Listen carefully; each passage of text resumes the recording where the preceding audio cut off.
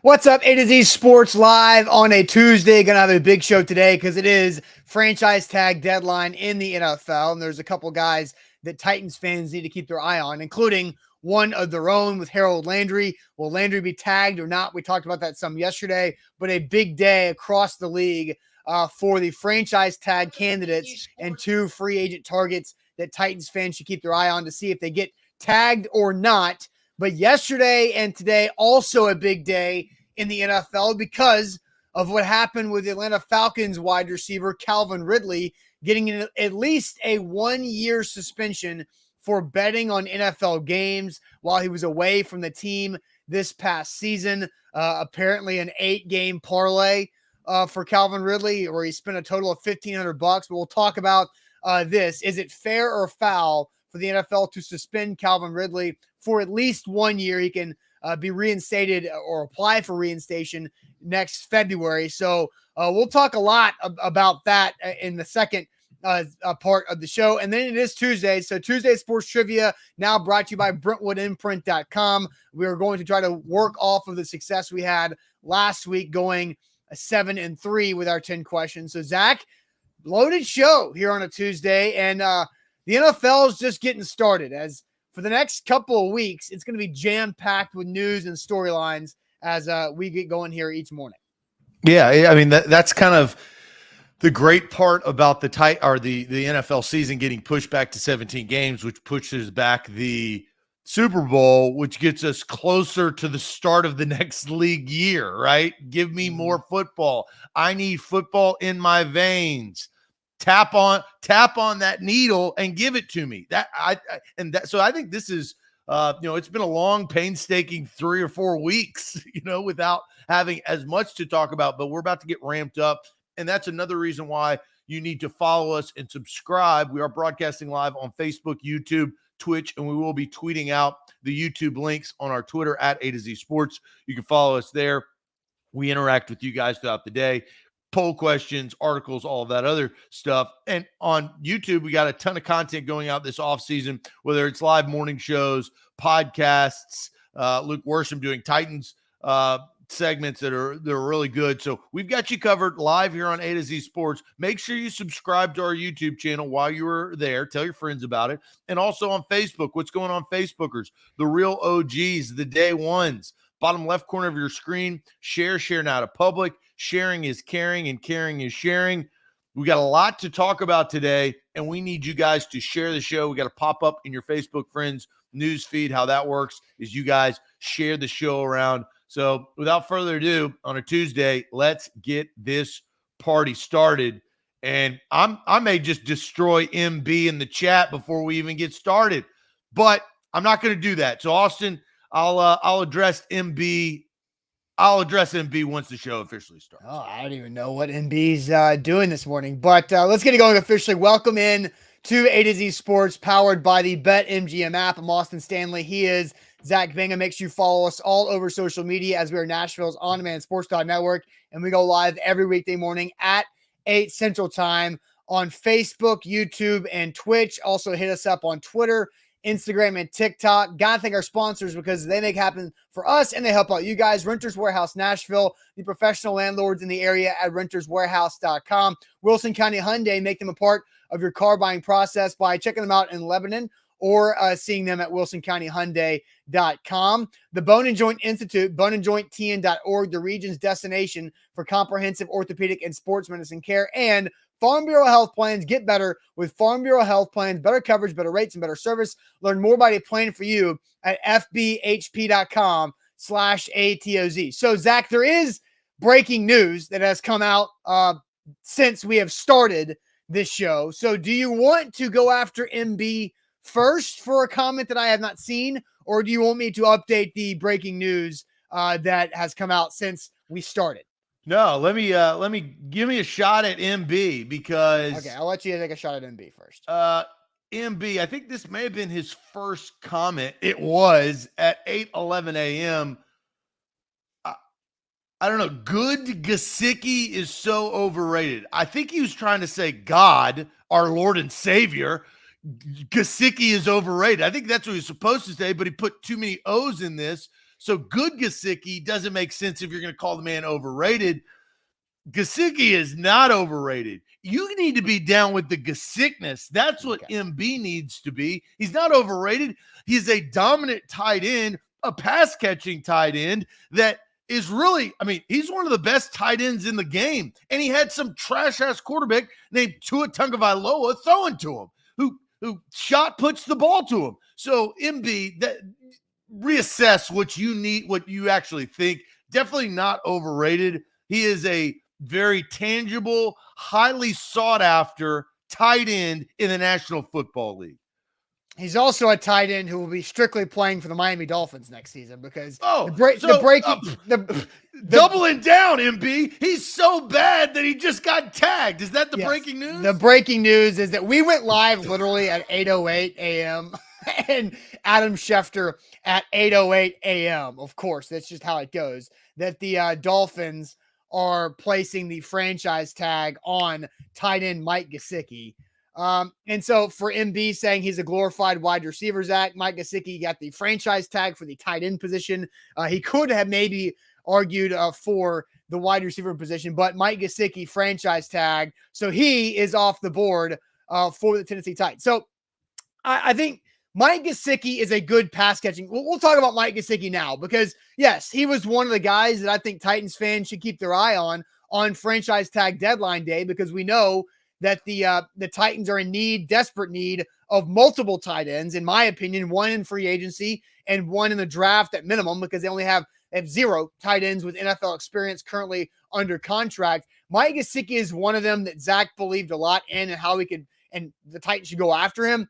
I personally did not think Mike Gesicki was the right fit for the Titans' offensive scheme and philosophy because of his inability to be an inline blocker, which is what the Titans ask their tight ends to do a lot more than the majority of the NFL, because the Titans are different than the majority of the NFL and the fact that they are a run-first team with the best running back in the world in Derrick Henry. You cannot criticize the Dolphins asked him to do that. He was just doing what they asked him to do. Because the Dolphins were asking him to do that because they did not want to ask him to do something he is very below average. No, because they didn't have another receiver. Austin, we've been over this. Zach, both things are factual. The Dolphins had a really, really bad receiving group. Yes, Mike Gesicki is a very below average run blocker for a tight end. Yes, they are both correct. Mike Gesicki, if you go look at the grades for run blocking against the tight ends, he was bottom 5. I think he might have been the worst graded blocking tight end in run plays this past season from Pro Football Focus. And last year he was either bottom 5 or bottom 10 when it comes to his run blocking grade and performance. He is not a good blocker. That is true. He is a high end pass catching tight end. But if the Tennessee Titans, which now is irrelevant, they cannot go do anything because the Dolphins have placed the franchise tag on Gesicki. I don't think it's a scheme and philosophy fit because the Titans need somebody who can do everything and not just be one or the other. Last year they need somebody who can catch the football because they didn't have anybody with the injuries they accrued last year. And so that's why I felt Gesicki would have and could have fit this Titans scheme. They didn't. And I also understand why the Miami Dolphins tagged him. And MB, they didn't tag him because he's overrated. They tagged him because old Yogi Berra Hurts over here, Gesicki's one of the best pass catching tight ends in the NFL. Man, you're close to the love of the show there. Nobody's denying his pass catching ability, but well, the Titans need that. Yes, but the Titans they need pass catchers. They don't have them. Yes, but the Titans have to have a tight end. You can go get a blocking tight end. No, dude, you have to understand. Yes, dude, you can. No, you've got to have dude. What is more difficult? What is more difficult? Finding a good quality pass catching tight end that can get open, or finding a blocking tight end like Anthony Fasano, Cat Stevens, and some of the other guys that they've had on their roster. Swaim. You have to have somebody who can do both well. What's more difficult to find? The pass catching tight end. But you know what else the pass catching tight end does? It tips your hand with your personnel. The entire point that I've talked about ever since Jonnu Smith left almost 365 days ago is that the Titans do not have a tight end who doesn't tip their personnel or tip their hand based on personnel. Jonnu Smith could be on the field and the Titans could run every freaking play in the playbook with Jonnu Smith there. That was a big chess piece in what Arthur Smith used to be less predictable. One of the Titans' main issues this past season on offense, aside from injuries, was predictability. When Anthony Ferguson was on the field, they were spreading it out. When Swaim was on the field, they were packing it in. And so you cannot be predictable with personnel in the NFL today. Well, so Austin, the real problem was when Anthony Ferguson was spread out, his ass couldn't get open. He wasn't the same tight end he was 2 years ago with all the distractions around. Nobody's denying the thing that. is, Gesicki and those type tight ends they are so unique to the game that they can help you in multiple ways. Right. Can Gesicki block like George Kittle? Hell no, he can't. But it doesn't mean that you cannot go find a blocking tight end in which the Dolphins had last year. That's why Gesicki was spread out so much, because they already had a blocking tight end. They have 0 tight ends on the roster. They're going to have to go get more tight ends. Here's the issue, Austin. Joku, gone. Gesicki, gone. Now we're waiting on Dalton Schultz. This is who we were going to talk about today, and we're having to call an audible because of it, because Schefter nixed our plans, but that's how it is. If Schultz is gone off the table, Austin, we talked about this too. The draft is not ripe with talented tight ends that can do exactly what you want them to do, which is catch and block. That's not correct, Zach. The tight end position group in this draft is not top heavy. They're very middle round heavy. It's a very NFL people like this tight end draft group quite a bit, just not in the first or second round. There's a lot of really good players in the third and fourth round. There's just not the elite prospect like we've seen in the past few years. And the Titans don't have the time to draft another Jonnu Smith in the third round at FIU and wait 2 years. That's why they have to go sign a free agent tight end and draft a tight end, which is what I said in the first. And that creates the problem, because there's not many really high quality tight ends now. All right. All of them are coming off of the books.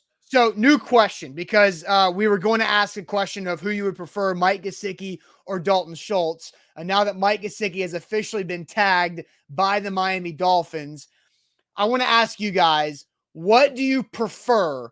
What type of tight end do you prefer for the Titans in free agency? Is it the pass catching stud that Zach wants, or the well-rounded balance that I am talking about? Which type of tight end do you prefer for the Titans in free agency? Zach's guy like Mike Gesicki, or Dalton Schultz, who is statistically a well-rounded tight end, and where he lines up, where he runs his routes out of, how he can run block, and his production in the catch in pass catching as well. But real quick, let me tell you guys about the Bone and Joint Institute, boneandjointtn.org, the region's destination for comprehensive orthopedic and sports medicine care. Whenever you get hurt in life, know who you should go to. Also know who you should trust. And that's the dozen plus doctors there at the Bone and Joint Institute who specialize in any type of joint injury you could possibly have. So make sure you go check them out in Franklin. That's the main campus. It's state of the art. It's only been open for 2 years. It's fantastic. Zach and I have both been there. Or also their satellite campuses in Brentwood, Thompson Station, or in Nolensville, boneandjointtn.org.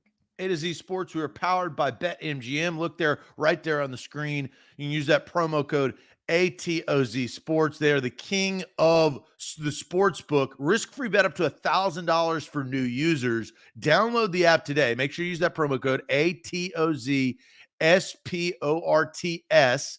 All one word, no spaces. Use that promo code. You'll get hooked up with a risk-free bet up to $1,000. Download the app today. All right, so the question is, because Gesicki is now officially off the table as the Dolphins exercise the franchise tag on their tight end. Today, the deadline for franchise tags is 3 p.m. Central Time on this Tuesday. So David Njoku go off the board with a franchise tag from the Cleveland Browns. Yesterday, Dalton Schultz is a candidate for the franchise tag in Dallas at the tight end position. And then obviously Titans fans have their eyes on Harold Landry and what the Titans might decide to do to tag or not tag edge rusher Harold Landry. But we're talking tight end today. What type of tight end should the Titans target in free agency? The pass catching stud that Zach wanted with Mike Gesicki, or the well-rounded type of tight end that I prefer, a guy who can do both, maybe not excel in either. He's not going to have the ceiling of a Mike Gesicki in pass catching, but he also helps blend personnel and tipping your hand. So what do you guys think? Zach, I'll go ahead and send you the comment section. Let's see here. MB, we'll start with MB because we started with MB. Yep. Well-rounded, you can find run blockers or pass catchers.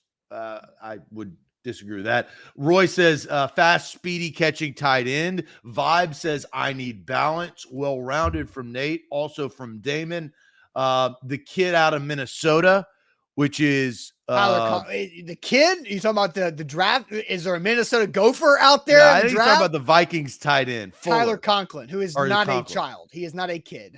No, he's like he's Tyler a grown-ass Conklin man. He's a 27-year-old massive human being. Yes.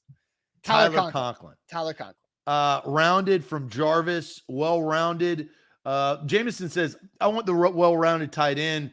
So that way, when we have them in there for the office, it's not a dead giveaway for what we're going to do. That's kind of what Austin was mentioning. Yes. Let's see. Roland mentions Zach Ertz, balance, blocking and catching tight end. So I guess that would be balance. So here's the reason why I believe you need a pass catching tight end. The hard part is they're all going off the board, right? So you may not get that opportunity. Conklin is a lesser tight end, right? The three main good tight ends. When I talk about pass catching tight end, I'm talking about the higher of the ilk tight end, right? The guy who can get open. Anthony Ferkser can't get his ass open. Michael Pruitt can't get his ass open enough. Swain can't get his ass open enough. For what I believe, and this is a domino effect, I think you need a pass catching tight end because I think Ryan Tannehill, who is going to be the quarterback via John Robinson for the 2022 season for the Tennessee Titans, does well when he has pass catching tight ends. It is a good safety net for him because they don't throw out of the backfield to Derrick Henry a lot. They like those sit down routes, right? You go there 6 yards, sit down, catch the ball, and move backwards. Getting open and having that threat is important. And here's the ultimate caveat, Austin. This is why I double down on a pass catching tight end. It opens you up to do more things if you do not sign Harold Landry. And Harold Landry is going to be $17 million. We'll find out by 3 p.m. today if they're going to franchise tag him and go that route, or they're going to let him go. Austin, you, I, and most of the chat believe in our hearts that if the 3 p.m. deadline passes and Harold Landry is not tagged, he gone.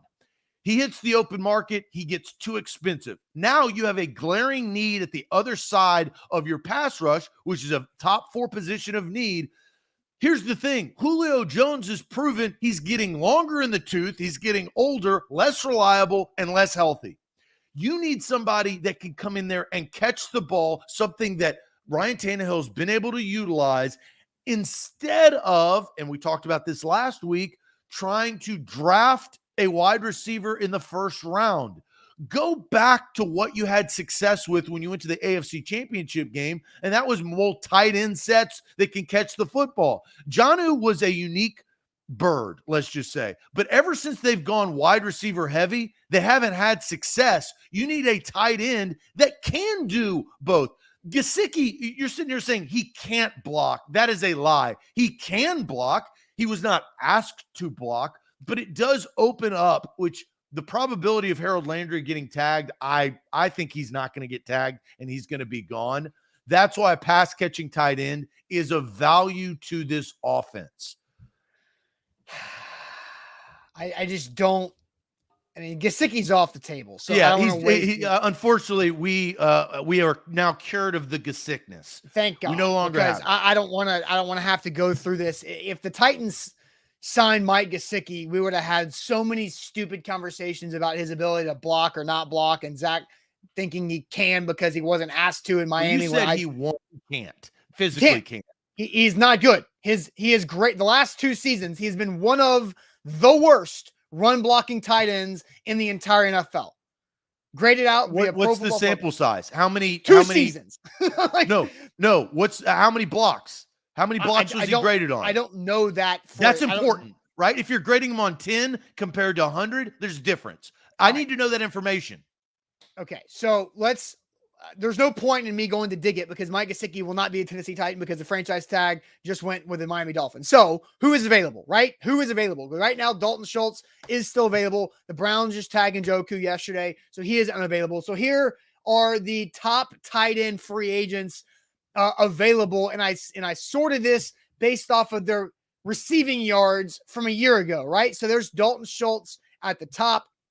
Rob Gronkowski, Zach Ertz, Tyler Conklin, Jared Cook, CJ Uzomah from the Bengals, Gerald Everett, Evan Ingram, Durham Smythe, who was also of the Dolphins, Mo Alley Cox. Blocking tight end of Indianapolis. And then I stopped it purposefully with Anthony Firkser there at the bottom because you got to have you have to upgrade over Anthony Firkser. And if you're going to upgrade in free agency, these are your guys. Are you going to sign one of these guys above Anthony Firkser who are still available with Dalton Schultz potentially coming off of this list by 3 p.m. Central Time if the Cowboys decide to tag him, right? So now that we have this list in front of us, and I'll take it away and we'll put it back up there, which of these guys should the Titans go after?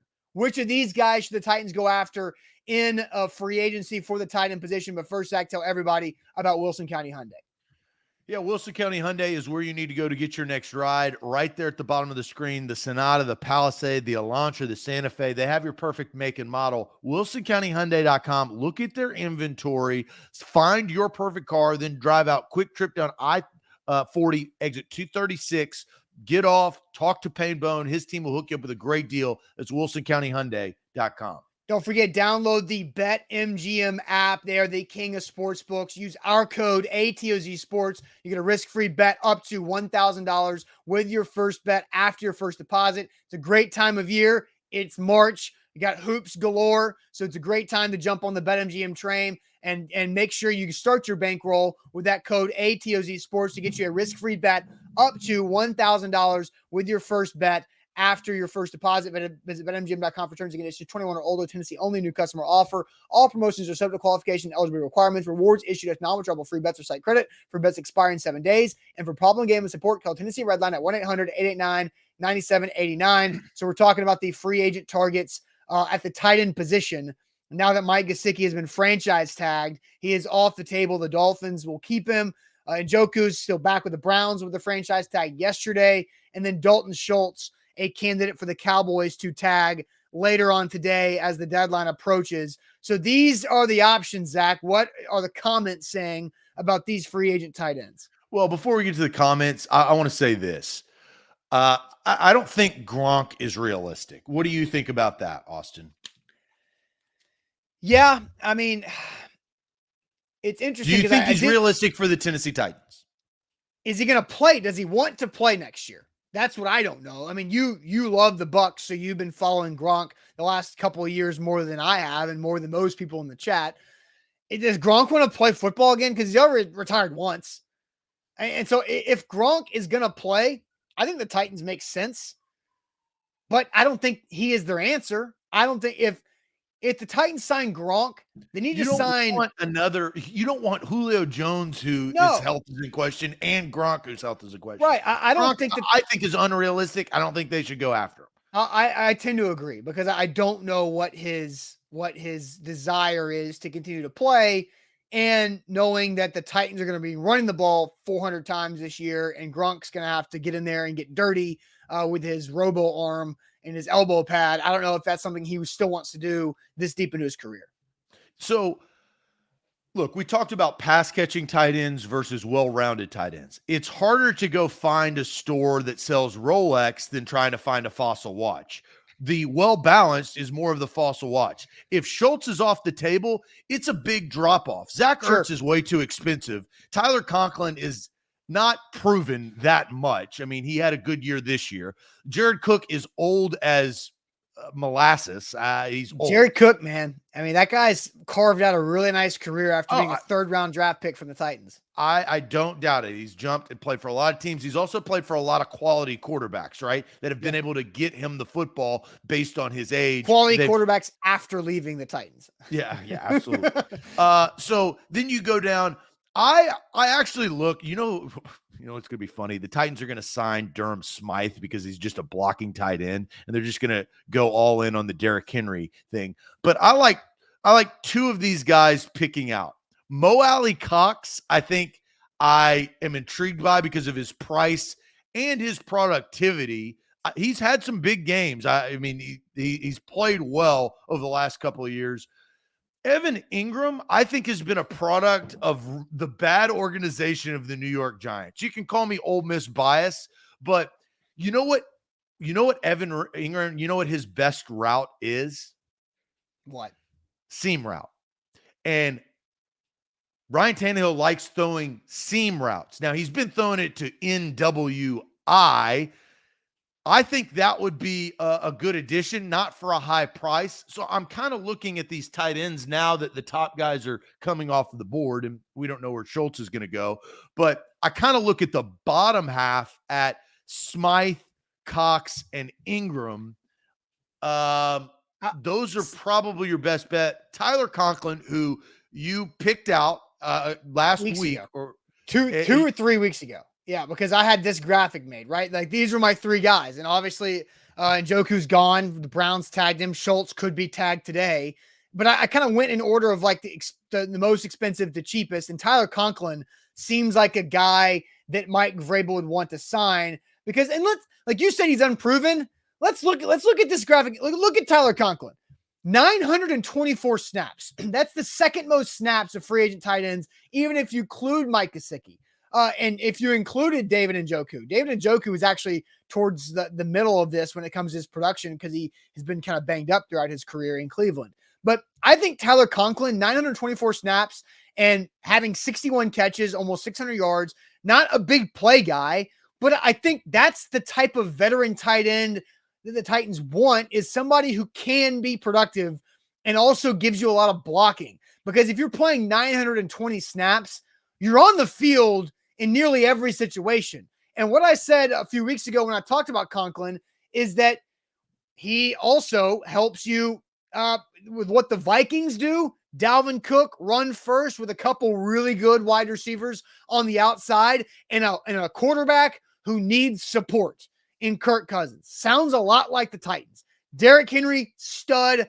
A.J. Brown, stud. Justin Jefferson, stud. Then you have the second wide receiver. Thielen's way better than Julio at this point. And in the year of 2022, Thielen's better than Julio Jones. But I think Tyler Conklin fits the offense well. Is that he is the third passing option with the Vikings. He would still be the third passing option with the Titans, maybe even the fourth, depending on what they do at wide receiver in the draft. And so I think Tyler Conklin fits, and he's not going to break the bank like Dalton Schultz or Zach Ertz. You're not getting, my personal opinion, the Titans are not going to have the opportunity to go get Schultz or Ertz. They won't get him. He's too expensive. They won't pay that price tag. So I think I kind of just moved that aside, and I put Gronk in that same pool. Those are the three guys that I don't think the Titans will target. With Conklin, I said unproven because you targeted, which I understand, you targeted last year. But the year before, he had 194 yards receiving. The year before, he had 58. The year before, he had 7. The consistency of being the guy, it's the same thing that Ferkser was trying to do this year and failed, right? Well, I mean, so you're another experiment that you think, and really the smartest thing that you said out of the whole thing that really resonates with me, Ryan Tannehill is Kirk Cousins. Kirk Cousins is Ryan Tannehill. And you can't win a Super Bowl with either of those guys. Okay, so you bring up Conklin being maybe a one-year guy. Who is the best, Zach, free agent signing in the Titans organization? Well, it's trending to be Danico Autry right now, but no, there's a guy who's better than that. Danico didn't make the Pro Bowl this year. There's a guy who made three straight. You are mentioning. I know who you're going for. You're going to Delaney Walker. Yeah. What did Delaney Walker do in San Francisco before coming to the Titans? He was not used that often, right? He was a seldom used tight end / H-back / kickoff returner. He was now I'm not saying Tyler Conklin is Delaney Walker. But my point is, I think the Titans need to look at in free agency of who still is improving. You're looking for value. What you're saying is the Titans need to look for a value tight end. Especially because they're paying so much money in other places. And we don't even know what's going to happen with Harold Landry. We don't know what's going to happen with the offensive line. And so if you go look and find that value type of tight end, and I don't know what Tyler Conklin's going to make. It also probably make Jack Conklin people happier that they got Tyler Conklin, no relation. But I still think that is the value type of signing the Titans are looking for at this position from a veteran. They have to piece together the tight end group with multiple people because they don't have anybody under contract. They had 3 guys. They did that last year. But they did the same damn thing. If you go sign Tyler Conklin this year, it's automatically upgraded. You're combining Swaim and Ferkser in one guy, which is the whole point. That's what you want to do. You want to combine Swaim and Ferkser with one player because Conklin played more snaps than Swaim and Ferkser combined and had more yards than Swaim and Ferkser combined. Is that not what you're asking for? Because you don't have to take him off the field in passing or throw or running situations. He blends your offense together. He is a glue guy and doesn't tip your hand based off of personnel. You can still run play.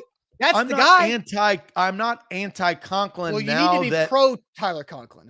Now that the top guys are off the board, right? So if you want to get a value tight end, Tyler Conklin is the perfect fit, right? Because he's unproven over periods of time. He hasn't gotten the opportunity besides 1 year. That was this past year. And now he's looking to get a little bit more of a payday on a 3-year deal to then earn his money after 3 years to get a big contract and become a high value tight end that makes a lot of money. So I'm not anti-Conklin. I think now that the dust is settled, are you going to pay that? Are you willing to pay? Because he is, let's just look at it, right? He's in the top echelon, the higher echelon of that. I don't know what Tyler Conklin per year will yield. Do you?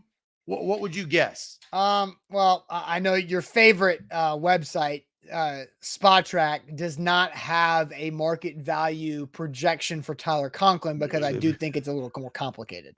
So that's good. That means Spo knows that they don't know, so they don't want to give out any false numbers or some ridiculous number like I don't even know how many millions of dollars. So fair. I'm interested in that because I guess the question is how far away from top end tight end money is he going to get? Is a team going to be willing to overpay for Tyler Conklin? That's the most intriguing thing. That's why I'm probably the Titans are more likely to target guys like Ingram, Smythe, and Mo Alley Cox. Those are the 3, I think, tiers that they're probably going to look for that are better than Ferkser. I'm not saying this is the right decision. This is what I'm saying I'm predicting the Titans to do is look at those 3 type players. Do you want me to tell you the market value projection for Evan Ingram? What is that? What is the market value projection? Yeah. Is it 6 point? Yeah. 6.7. 6.7 a year is for Evan Ingram. So Tyler Conklin, I think, is comparable to Evan Ingram on the open market. Now, Evan Ingram is a different type of player. There's also the Robert Tonyan. First round pick, wasn't he? Yeah. Yeah, he was. 23rd overall, 2017. I mean, you should know that, Ole Miss guy. Well, he's a product of bad organization and bad quarterback. Well, you should know if the guy was picked first round or not. But yeah, I mean, but so I I would prefer Tyler Conklin is a better fit for the Tennessee Titans than Evan Ingram is. That's just the facts. Tyler Conklin is the tight end that Mike Vrabel would want. I mean, I could just see Mike Vrabel drooling over Tyler Conklin, watching him do blocking drills and then catching touchdowns. You get Evan Ingram, so you don't have to draft a first-round wide receiver. That's why you get a pass-catching tight end in the offseason. I'm just saying that's why you do it. But signing Evan Ingram does not fix your tight end problem. What you just said is true, right? You just said you would sign Evan Ingram to avoid drafting a wide receiver in the first round, but you're still not fixing your tight end issue. Well, you have zero tight ends on the roster, so you're going to have to get multiple. If you go in and if Evan Ingram's 6, what could you get? I mean, what could you get Durham Smythe for, right? So now if you pair Ingram and Smythe, you have a blocking tight end and a pass-catching tight end. You're going to have to buy tight ends. They don't have any on the roster. Zero, zilch, nada.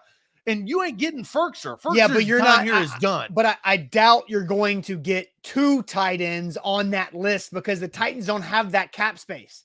They don't have that money. Their cap space is going to change, man. The left side of their offensive line is not going to be intact. Well, yeah, but you got to go replace them too. Probably is not going to get paid. But you got to go replace the guys that you're losing. Like you can't just you have to replace the tight ends you're losing. But if you get rid of Lawan or Saffold and Ben Jones, you got to go sign more guys. You have a first-round pick. That's what you're going to use your first-round pick on.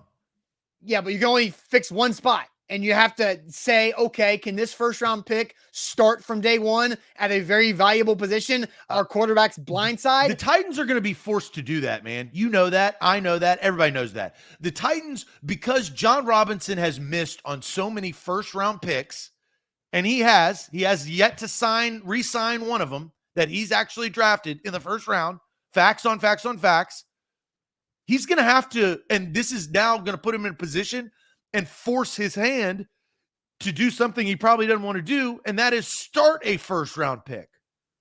Right, day one, just like he did Conklin. When you're picking 26th overall, that's a risk. Sorry about you, pal. You've drafted poorly. You don't have that luxury. This is the situation, and it all stems, not all, but a lot of it is stem from Isaiah Wilson. Isaiah Wilson screwing this franchise. Yeah, he is bending this franchise over with his panda necklace. That's exactly what's happening. And it's going to continue to happen over the next 3 years. Agreed. It is huge, and it is detrimental because the plan was Robinson's philosophy was correct. You draft a tackle to replace Taylor Lewan this year, and you cut his ass because he's too expensive. He didn't know that he was going to tear his ACL and get PEDs, but he did know that this was the out year. This was the year that you don't have to worry about the tackle position. But oh no, you blink twice and Radens is still young and raw, and you still need help on the offensive line. And Harold Landry, as we know, is really expensive because of the value of his position. Isaiah Wilson, man, Titans fans should feel about Isaiah Wilson as the Laker fans feel about Russell Westbrook. That's what I feel. God, just pure venom for Isaiah Wilson. But look, it's complicated. This is a complicated offseason for John Robinson and Vin Marino to figure out how they're going to do all this salary cap gymnastics with the offensive line, the edge rushing, the tight end position, because you don't have anything under contract and you had a bunch of cheap guys. And Michael Pruitt could have been a guy you could bring back. But I don't know now after that injury, because Michael Pruitt was the best, most consistent one you had last year. And he had the really gruesome injury there towards the end of the season. You just don't know what he's going to be. Michael Pruitt was a great value tight end for this team. He was. He didn't cost a lot. He did his job. He was reliable. He caught a few touchdowns, and he just had an unfortunate event, right? I mean, you hate that, but that's football. I mean, but you're going to have to, you can't go cry over spilled milk. You're going to have to go find and replace your tight end position because you got zero on the roster. Yeah. All right. It is time to talk about Calvin Ridley betting on NFL games and getting suspended for at least 1 year, at least 1 year. So Time out. Yes. Bobby, I'm flipping this. There's no more love of the show. Bobby, this is so wrong. Bobby says it's not Russ's fault the Lakers set him up to fail. No, Bobby. Russell Westbrook is trash. That guy's awful. Watch the games. I don't think you watch the games, Bobby. So he should be criticized. Here's a little side shade for Russell Westbrook so we can get through this. A little side shade. Don't go crying because you make millions of dollars and you can't hit the broadside of a barn and kids are making fun of you. That's just how it is. That's the position. With power comes responsibility. And with responsibility comes criticism. So I am tired, sick and tired of Russell Westbrook crying to the media that his family's getting made fun of because he can't hit and do his job. So I am out on that. Don't get butt hurt because you are Russell Westbrook. So wrong, Bobby. You're wrong. All right. Now that our Lakers talk is over, let's talk about Calvin Ridley betting on NFL games as an active NFL player. But first, Zach, tell everybody about Farm Bureau health plans. Yes, reliable. You know who is all swish, no brick? That's Farm Bureau health plans, baby. That is money in the bank. And I'm talking about real money, cold hard cash. That's 20% that I save every single month because I switched my previous health plan to Farm Bureau health plans. Better coverage, better rates, better service. 200 plus locations in Tennessee. They can help you out. And it's so easy. It truly is. You can go to fbhp.com/A to Z. You can go on there, fill out an online form. You don't have to talk to anybody if you don't want to. If you do want to, you can call them on the phone. They will go through a health assessment. They will give you a quote. And then all of a sudden you'll realize, why was I with my previous health plan for as long as I was? That's what my feeling was this year. I'm glad that I switched. fbhp.com/A to Z. Don't forget, download the BetMGM app. Use our code ATOZ Sports. When you download the BetMGM app, you get a risk-free bet up to $1,000 with your first bet after your first deposit. It's a great time of year to do it. Chattanooga hurt me last night. They didn't cover the 2.5, but man, it's March, baby. That was an incredible ending. But download the BetMGM app today and use our code ATOZ Sports, risk-free bet up to $1,000 with your first bet after your first deposit. So, Calvin Ridley, I don't think anybody denies that Calvin Ridley probably did one of the dumbest things we've seen from a professional athlete in quite some time. Just flat out stupid, right? So I did actually do some research on this. Okay. Once betting and gambling started to infiltrate the NFL and these apps and markets, and we know BetMGM, I mean, they treat us right. That's why we're not professional athletes. Damn straight. They had to sign all players and personnel. I'm talking about staff, coaches, front office. If you're a guy that handles the footballs just on the weekends, on game days, you have to sign a form saying you will not do this. If you get a paycheck from any of the 32 franchises in the NFL, no go. No go. Can't do it. And so can't win with them. when you sign, and DB Cooper, man, this is the second time I think DB got the love of the show yesterday. Yes. He's getting this is back-to-back loves of the show by DB Cooper. Which is good because last week or the week before, DB had a couple really bad comments, and so we kind of went on him. So now DB is going to make it up for him. Wow. Well, I like DB because DB Cooper puts this very succinctly. Idiotic, careless, and reckless. I mean, I don't know what else you can say just besides plain stupid, dumb. I know this, and this is not new. This is, if you're and look, Calvin really went to Alabama. He was been on a big stage in pro and college sports for a long time. He knows better. When you're at Alabama, if you are a grad student and get a paycheck from the athletic department, you can't even fill out a bracket in the tournament next week. That's a fact. If you are a grad student and you run event planning for the University of Alabama, you cannot fill out a bracket in March. And so you should know, if you're an NFL player, you can't touch this stuff. It's so idiotic and so stupid. And, Calvin Ridley went on Twitter yesterday. Now, he wasn't going to win this appeal. So I kind of discredit what everybody's saying. Is like, stay off Twitter. You're not going to win this appeal anyway. But he did come back, and he was very active on Twitter yesterday, trying to explain kind of what happened and why he did it. And, I'll be back better than ever, just like everybody who messes up. I'll be back better than ever. He should be punished, and the NFL came down hard on him. A full year. I'm curious to see what the chat has to say about fair or foul for this punishment. 1 year suspension. And look, Calvin Ridley, how old is Calvin Ridley? Probably 26. Calvin Ridley's 27. Okay. This is prime time, baby. Oh, that's right. Calvin Ridley.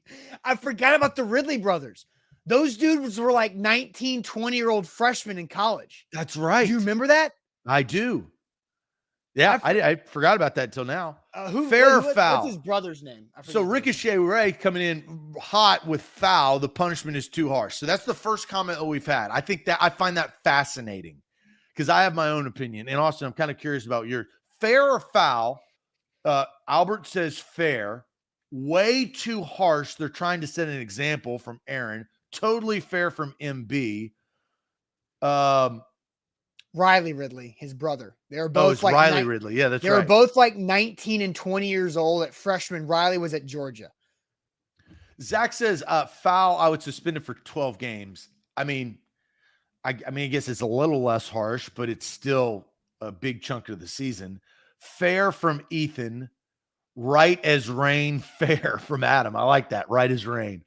Foul coming in from Corey. I agree with, I think the majority of the chat with like Ethan and Tighten Up and Orlando. But we've got a couple of fouls. Ronnie, I think this is absolutely fair. Okay. I think 1 year suspension it sets the tone, baby. Yeah, and that's it, right? Because look, there's Josh and some others have brought up, people that hit women and do things that are way worse that they get a lot less. And that's just, it's not. Let's talk about moral Yeah. versus influential of your entire sport. Yes. And that's where Orlando says fair. It's been the rule since the 60s that you get 1 year suspension for gambling on games.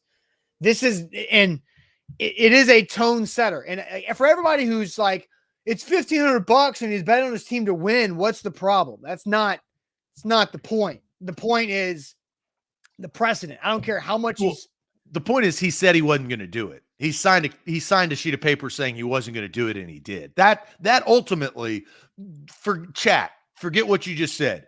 If you told me you were going to do something and then all of a sudden you did the opposite of it and you don't want to get punished harshly, that's on you, bro.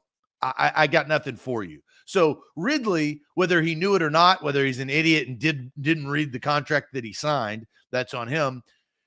He said he was going to do something, and all of a sudden he did the opposite of it. So I have 1 year is it because, man, it is a tone setter. That's $10 million. Yeah, he because when you get suspended, all of your guaranteed money in your contract gone. And so, was it worth it? No, not at all. It's just so stupid. And I agree. It is fair. It's absolutely fair. You've got to hammer the first guy who makes this idiotic mistake so it does not happen again. There's way too slippery of a slope to allow this punishment to be lax. There's so much that could go wrong with players betting on their sport. You have to punish hard. You have to. I actually love it because I think it solidifies for all those crazy people that think that the NFL is rigged and scripted, which it's not. I think it should shut them up, right? Because And it's a vast difference between the domestic stuff that we've seen in the past that is moral versus something that influences the game too much. Because to get into the old Pete Rose conversation, I think that Pete Rose should be banned from the Hall of Fame. At least the only way that I would allow him in is after he's dead. That would be the only way. It sets precedent. Don't do it. It's cheating the game. Pete Rose not getting in the Hall of Fame is a consistent reminder of how serious betting on your own sport and on your own team. Even I don't care if it's to bet on your team to win. Like, just you don't do that. Well, because look, I think in life, this is a big word in life, trust. Do you trust your team? Do you trust your coaches? Do you trust the guy next to you to do your job? In relationships, do you trust your wife? Do you trust your husband? That's all earned, right? And now Calvin Ridley's got to earn that back because he's cheated.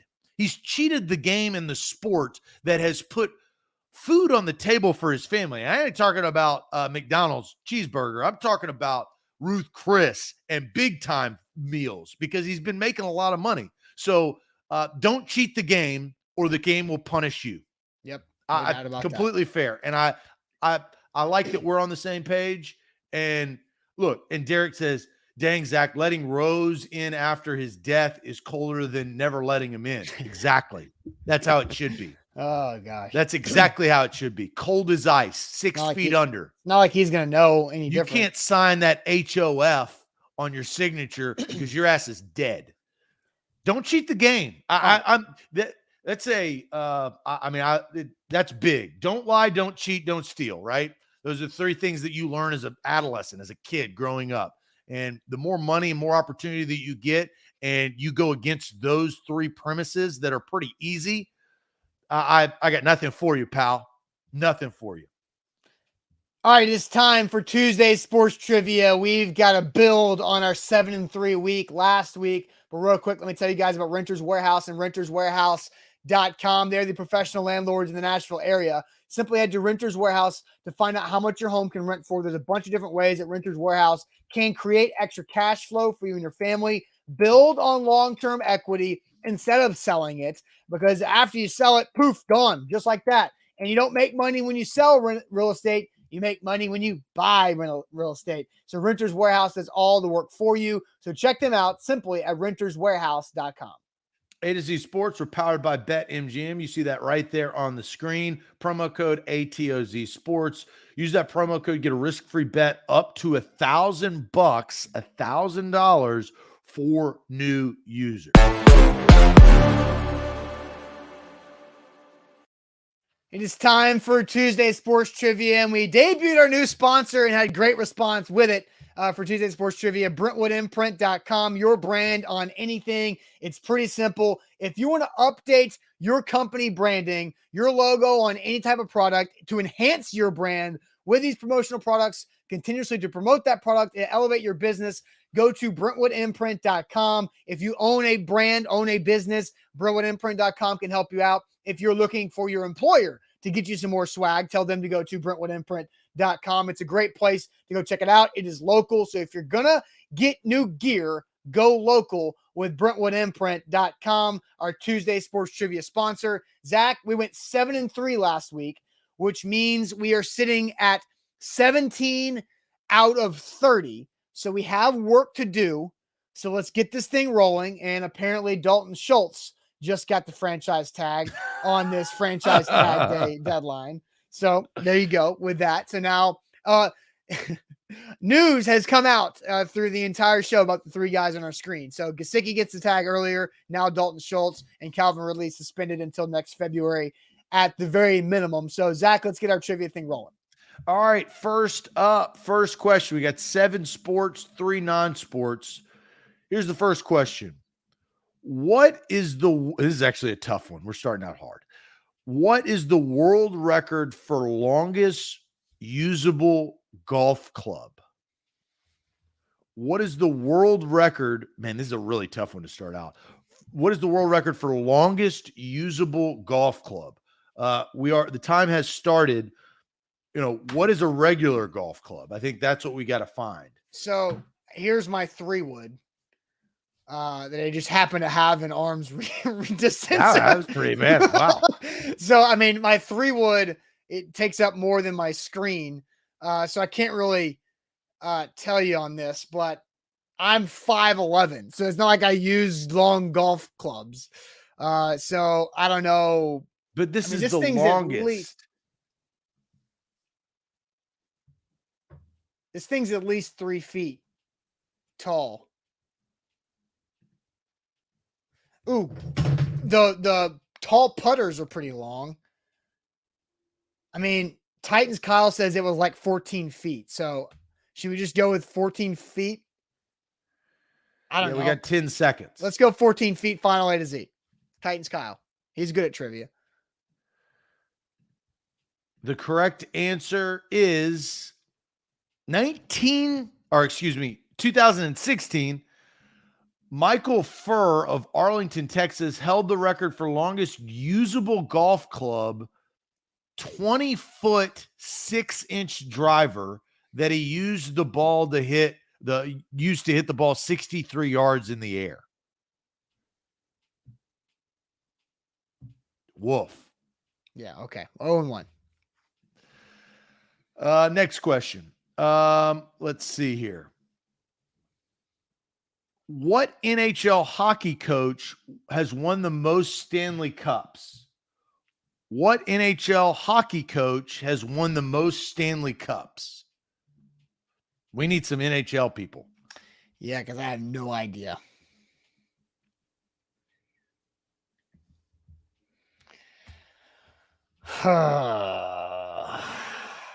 Yeah, I mean, Scotty Bowman is coming in from a couple. Scotty Bowman. We should know this. I mean, this is right. Why should I know this? I don't. Hockey coaches. We as a group. Yes. Yeah. All right, let's go Scotty Bowman. Final A to Z. Scotty Bowman. Scotty Bowman. 9 Stanley Cups with the Canadiens. That's good. All right. 1 with the Penguins. Oh, wow. 1 with the Penguins and 3 with the Red Wings. Oh my God. It's a lot of cups. That is a lot of cups. 1-1. Right. Good job, chat. We're going back to the well. NHL. Who was the first NHL goalie to score a goal? Who was the first NHL goalie to score a goal? The time has started. Patrick Waugh? Scotty Bowman. I don't know. It's really tough. I mean, the only goalie that Patrick Waugh was, he played a ton of games. Patrick Waugh is like the only goalie that the earliest goalie that I remember, Yeah. Justin says Espinoza. Scott Weaver says Hextall. I agree with Scott a lot of the time. Scott Weaver. 15 seconds. I say we go with Scott Weaver's answer of Hextall. All right, you want to lock it in? Final A to Z. On November 28th, 1979, Billy Smith of the New York Islanders became the first goaltender to score an NHL goal when he was given credit following an own goal. Ron Hextall became the second goalkeeper to score and the first to score by taking a shot. So, trick question. That's a trick question. But we were wrong. I hate that. We were wrong. Trick question. It's an own goal doesn't count. Half the damn goals in hockey are own goals. 1979, history was made. It doesn't count. Weak. So we're 1-2? Yeah. I think that's weak. All right. Next question. And what is our percentage? Do we know? I got to do 17 divided by 30 real quick. Because we're not doing great to start. No, we are at 56% before this 1 and 2 start. Yikes. All right. Which of the following was not an NBA team? Which of the following was not an NBA team? The Indianapolis Olympians, the Austin Assassins, the Providence Steamrollers, or the Chicago Stags? Which of the following was not an NBA team? The The Chicago Indianapolis Stags were. Olympians, the Austin Assassins, the Providence Steamrollers, or the Chicago Stags? We're looking for not. I think the Stags were. I'm going to guess the Providence Steamrollers also were. The Austin Assassins don't. Yeah. It just doesn't hit. Indianapolis, you would think, had a team. Yeah. I think Austin Assassins. They seem sus. Well, Ajabu says the Olympians they've always been the Pacers in Indianapolis. We got 5 seconds. Let's go I think the correct answer is the Indianapolis Olympians are incorrect. And why do you think that? Because of people commenting. You want to lock it in? Final A to Z.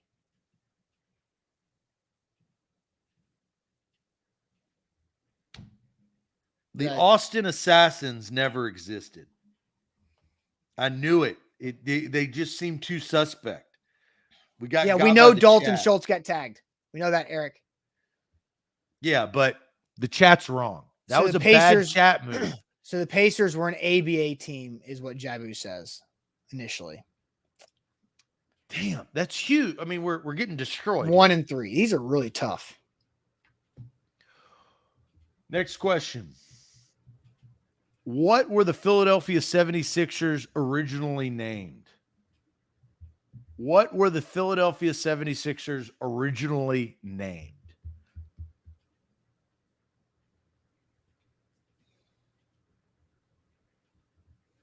The 1976ers?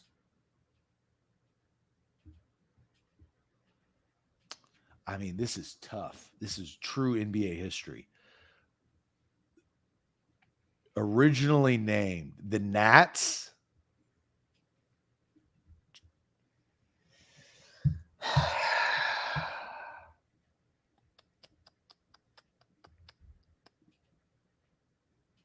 The Nationals.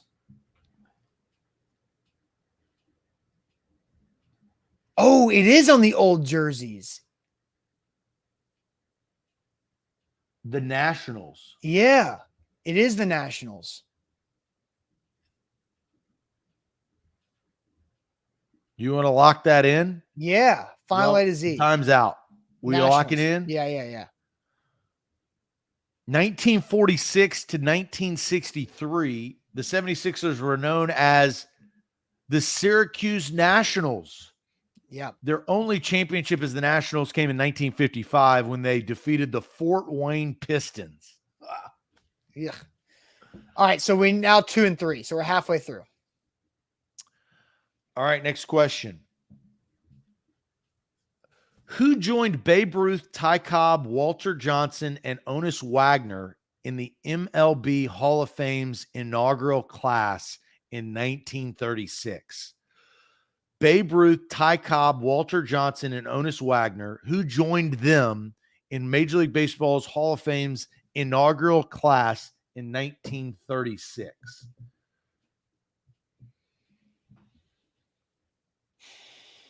Like Cy Young, Go through the names again currently. Babe Ruth, Ty Cobb, Walter Johnson, and Honus Wagner. There's another guy. There's a fifth. Jackie. It was before Jackie Robinson. 1936. Ed says Cy Young. Cy Young. That was the one that came to mind. Scott says Whitey Ford. Cy Young? I think that makes sense. I don't know why. I think that makes sense. Let's go Cy Young, final A to Z. Oh, man.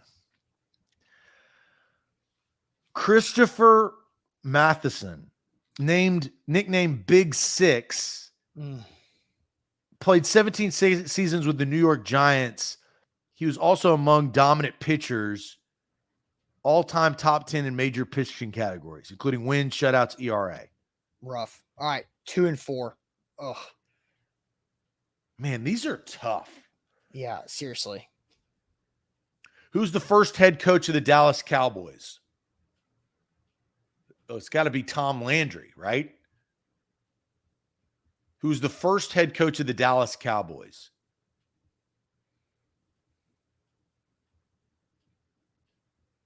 I mean, this is you, man. Is Tom Landry. Okay. If you think it's Tom Landry, then let's lock in Tom Landry. I lock in Tom Landry. All right, final A to Z, Tom Landry. Let's see here. How about them Cowboys? Tom Landry, only head coach the Cowboys knew for the first 29 seasons. Right, that was we went 3 and 4 in our 7 sports questions. Now we got 3 non-sports we got to do some work with. Wow. All right, non-sports. First question. Who was the founder and head designer for Echo Clothing? Who's the founder and head designer for Echo Clothing? Wasn't this Damon from Shark Tank? I want to say it's Damon. What is Damon's name? Damon. I know you're talking about, but I don't know his name. Or was he Fubu? Damn. The question is Damon Johns. That's his name. Who is the founder of He's Fubu. Jarrell says he's Fubu. Dang. Damon Wayans. He was Fubu. He was Fubu. Clayton Bigsby. Mark Echo. Are we trying to play ourselves? I thought Mark Echo. Mark Echo. Why not? You want to lock it in? Final A to Z, Mark Echo. Sure. The correct answer, Mark Echo. Hey.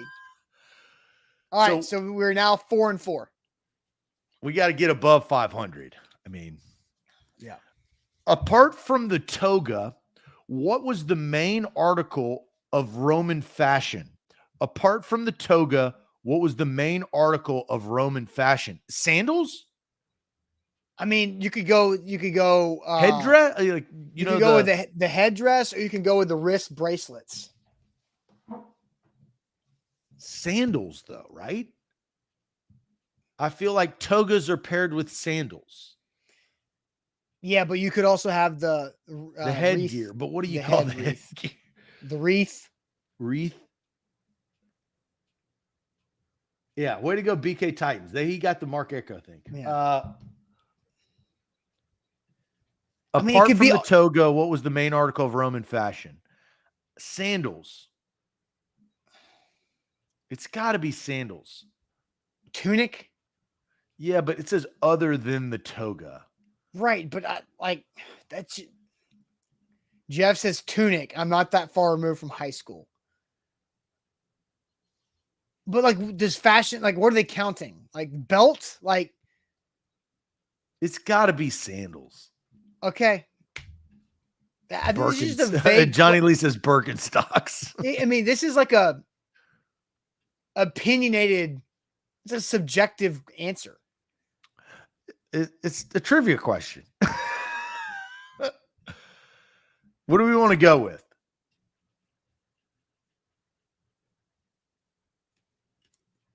Sandals, fine. It's either sandals or tunic.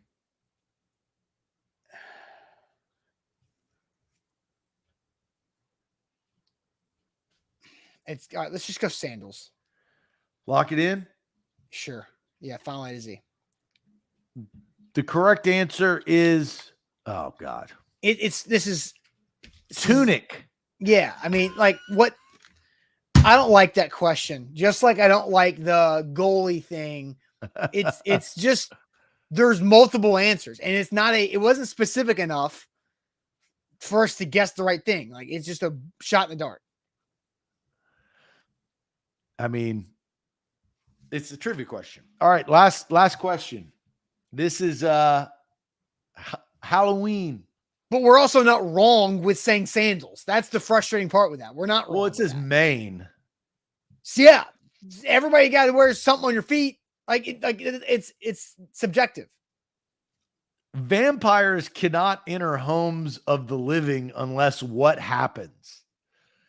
Vampires cannot enter homes of the living unless what happens? Have you ever played trivia? They have these type of questions, right? Like, but those are it's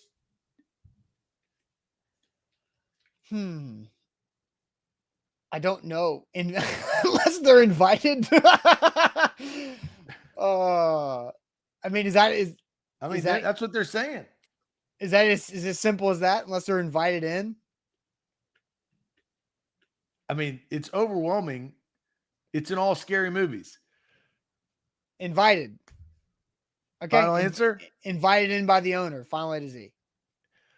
Vampires cannot enter homes of the living unless what happens? The correct answer is they are invited in. That was a good little back door. I mean, I was thinking like remove all crosses, yeah, garlic, like that kind of stuff. So what do we end at? 6 and 5? 5 and 5. Oh, wow. We were 5 and 5. Yeah. We went down. Yep.